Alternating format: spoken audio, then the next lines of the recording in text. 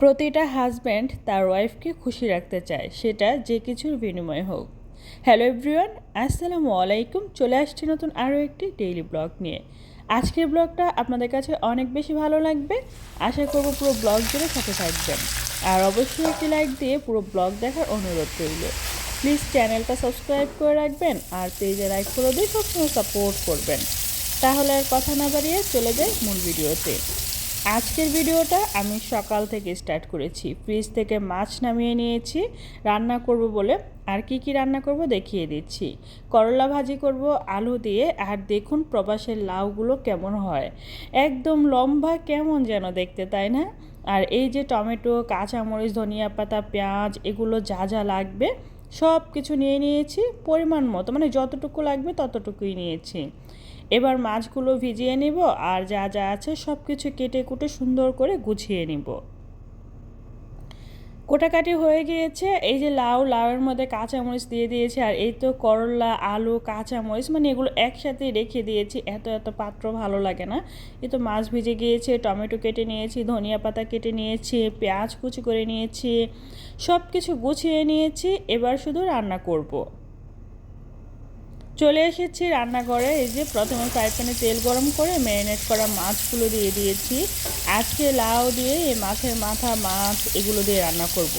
যেহেতু প্রবাসের মাছ একটু ঝলসে নিতে হবে, তাই একটু ঝলসে নিচ্ছি, মানে হালকা করে ভেজে নিচ্ছি। তো এই যে উল্টে পাল্টে মাছগুলো আমি ভেজে নিয়েছি। এবার এক সাইডে রেখে দিচ্ছি। একটা হাঁড়ির মধ্যে তেল গরম করে পর্যাপ্ত পরিমাণ, মানে বেশি করে পেঁয়াজ কুচি দিয়ে দিচ্ছি। এই পেঁয়াজগুলো না কেমন যেন, যাই হোক, কষানো হয়ে গিয়েছে। মশলা দিয়ে ভালোভাবে কষিয়ে মাছগুলো দিয়ে দিয়েছি। মাছগুলো ভালোভাবে কষিয়ে নিয়েছি। দিয়ে দিচ্ছি লাউ আর কাঁচামরিচ।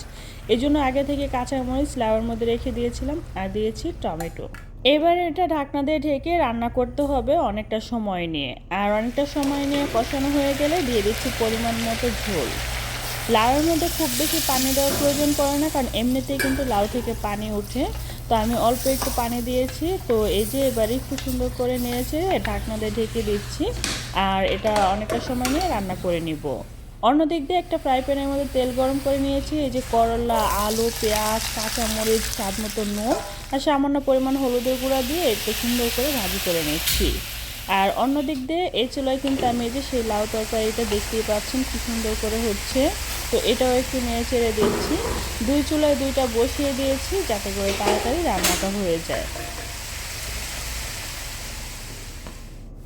এক পর্যায়ে কিন্তু লাউ তরকারিটা হয়ে গিয়েছে। তো এখন আমি ধনিয়া পাতা কুচি দিয়ে আর দু একটা বলক নিয়ে এসে তারপরে নামিয়ে নিব।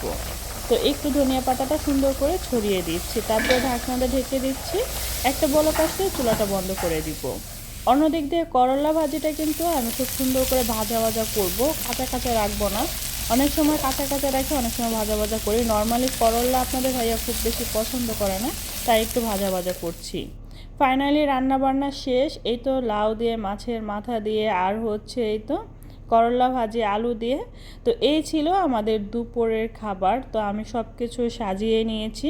প্রথমে করলা ভাজি নিয়ে নিচ্ছি। করলা ভাজি ওর একদমই পছন্দ না, শুধু আমার কারণে একটু জোর করে খায়। আসলে সব ধরনের সবজি কিন্তু খেতে হয়, ও কোনো সবজি পছন্দ করে না। আর আমার কাছে সবজি অনেক বেশি ভালো লাগে। আর ওর কাছে মাছ অনেক ভালো লাগে, কিন্তু মাছ আমার একদমই ভালো লাগে না। যাই হোক, দুইজনের পছন্দই মিলিয়ে জিলিয়ে খেতে হবে। তো এই তো দুপুরে খাওয়া দাওয়া শেষ করলাম। রাতে খাওয়ার জন্য হাজব্যান্ড আমার জন্য ফাহাম নিয়ে এসেছে। যখনই আমার শরীর খারাপ হয় বা মন খারাপ থাকে, তখনই ও আমার জন্য আমার এই পছন্দের খাবারটা নিয়ে আসে। প্রতিটা হাজব্যান্ডই চায় তার ওয়াইফকে খুশি রাখতে, সেটা যে কোনো কিছুর বিনিময়ে হোক, তাই না? তো আমার এই প্রবাসে আসার পর থেকে না এত খাবার খেয়েছি, বাট এই যে ফাহাম খাবারটা আমার এতই পছন্দ, মানে অনেক বেশি ভালো লাগে। তো যখনই আমার শরীর খারাপ থাকে বা মন খারাপ থাকে, কোনো কিছুই ভালো লাগে না, তখনই আপনাদের ভাইয়া আমার জন্য এই ফাহাম খাবারটা নিয়ে আসে। আর এটা আমার অনেক বেশি ভালো লাগে, অনেকগুলো কাঁচামরিচের সাথে। তো এই যে অনেকগুলো কাঁচামরিচ নিয়ে নিয়েছি, আর এটা খাওয়ার জন্য যা যা লাগবে সব কিছু গুছিয়ে নিয়েছি। ফাহামটা নর্মালি প্রবাসে আসার পর আমার কাছে অনেক বেশি প্রিয় হয়ে গিয়েছে।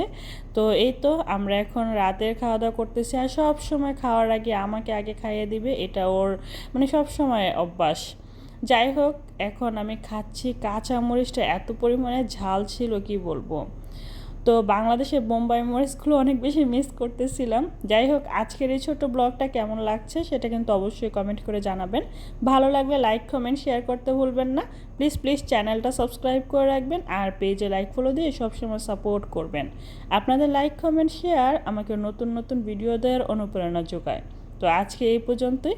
সবাই ভালো থাকবেন, সুস্থ থাকবেন, আর অবশ্যই আমাদের জন্য দোয়া করবেন। তো এই যে রাতের খাওয়া দাওয়া হচ্ছে, আর আপনাদের ভাইয়ার তো গোপাল বার দেখতেই থাকবে, সেটা তো মিস নেই। তো অনেক মজা করে খাচ্ছি। তো এই হলো আজকের ব্লগ। তো সবাই ভালো থাকবেন, সুস্থ থাকবেন। আল্লাহ হাফেজ।